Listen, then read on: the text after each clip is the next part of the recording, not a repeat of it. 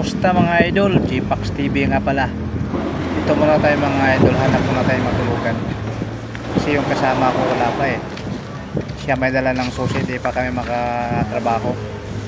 Kaya hanap muna tayo ng matulugan mga idol. Ito may nakita kong duhin mga idol, sa gwardiya siguro to. Kaya pistuhan muna natin. Yung kasama ko siguro mamaya pa yun mga alas 12 mga idol. Siya may hawak ng susi eh. Yan, dito muna tayo mga idol. Maaga pa naman eh. Pahinga muna tayo dito. Ayan, brendoyan muna tayo mga idol.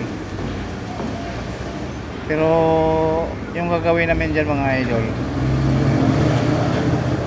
yung latag namin kahapon, yun yung gawin namin ngayon. Pero konti na lang ang tatrabuhin namin nun.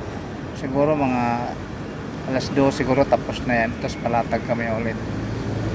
Ayan, okay lang mga idol, kahit wala pa siya, at least makapagpahinga naman kami kahit saglit lang. Kasi mainit din eh, sobrang init. Mag alas 10 naman mga idol eh. Sigurado alas 12 andito na yun.